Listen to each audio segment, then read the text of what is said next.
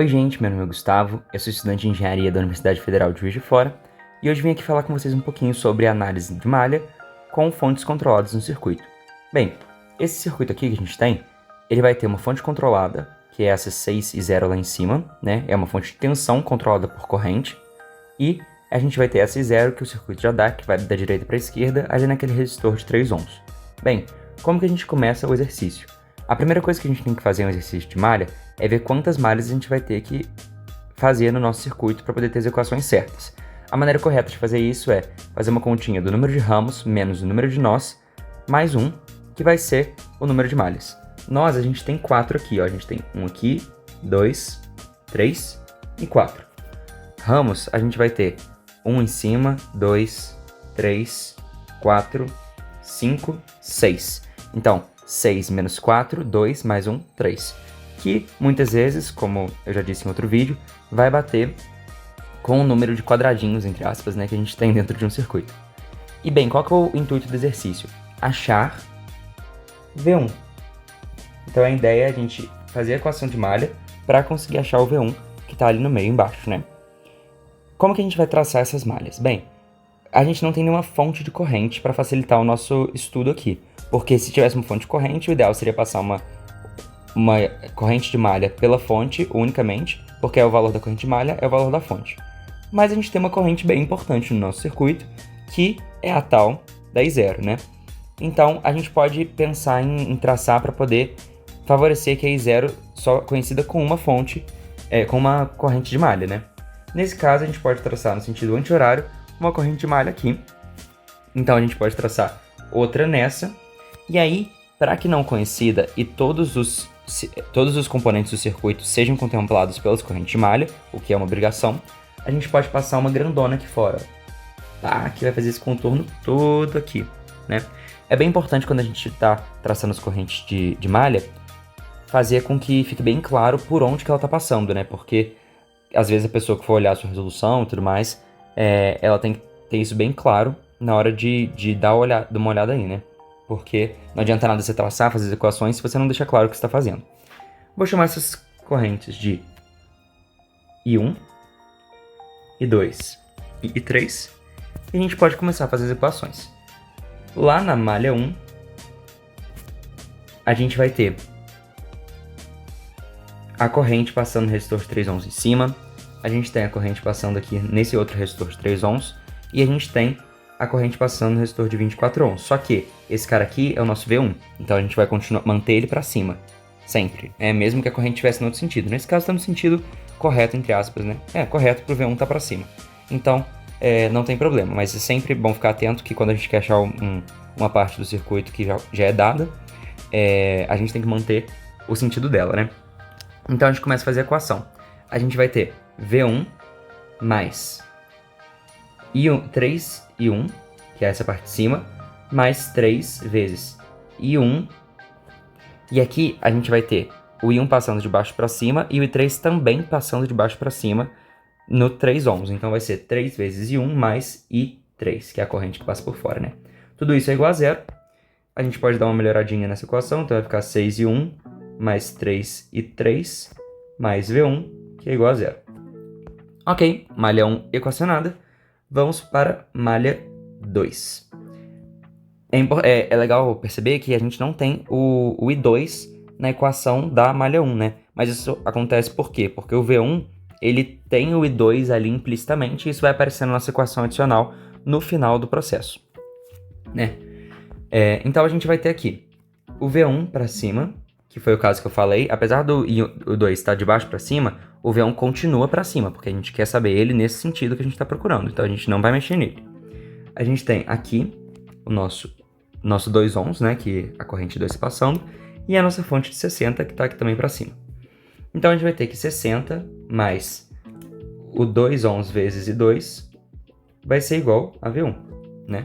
Porque esses dois aqui somam, que vai ser igual a esse daqui. Vamos dar uma ajeitada, a gente vai ter que 2 e 2 menos V1 é igual a menos 60. Ok, malha 2 equacionada, vamos equacionar a malha 3.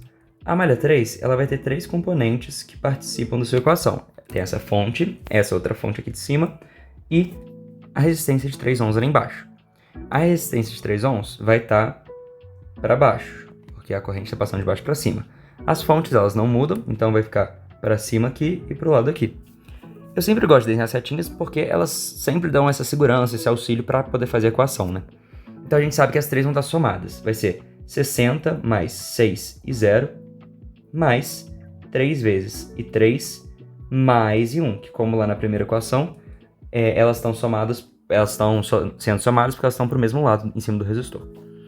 Ok, vamos dar uma ajeitada na nossa equação, e assim a gente tem as nossas 3 equações de malha.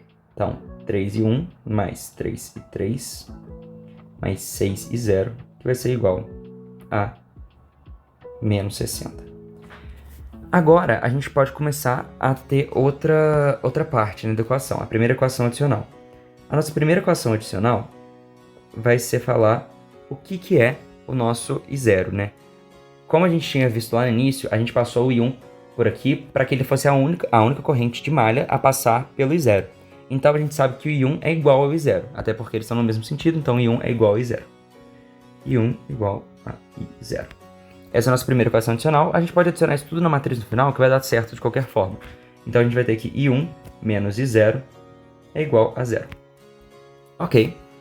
E a nossa segunda equação adicional vai ser quem? Vai ser o nosso V1, que a gente não equacionou até agora, né? A gente sabe que o V1 ele vai estar de baixo para cima.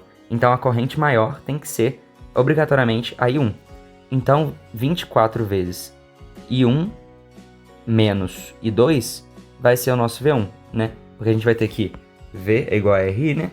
E a resistência, ela é 24, e a corrente resultante, vamos dizer assim, é I1, que tem que ser maior, menos a I2. E, como eu disse, a I1 tem que ser maior por causa do sentido da tensão, né? Como a corrente está vindo de cima para baixo, a tensão está vindo de baixo para cima.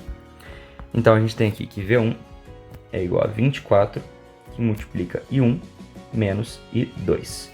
Esse cara aqui arrumadinho vai ficar aqui 24 e 1 menos 24 e 2 menos V1 igual a 0. Passei o V1 para cá e organizei a equação bonitinho. Ok, 5 equações, 5 incógnitas, né? I1, I2, I3, I0 e V1 de incógnita. Vamos montar nossa matriz, ela vai ficar bem grande, vai ser uma matriz 5 por 5. O que mais a gente poderia fazer além de montar a matriz para poder jogar na calculadora, no Python, no MATLAB? A gente poderia, na verdade, ir substituindo, né? Tem algumas substituições simples, como por exemplo, o I1 igual a I0. O V1 é um pouco mais simples também, porque ele depois a gente vai somar e tudo mais. Mas a partir de um momento começa a ficar muito complicado ficar substituindo isso tudo.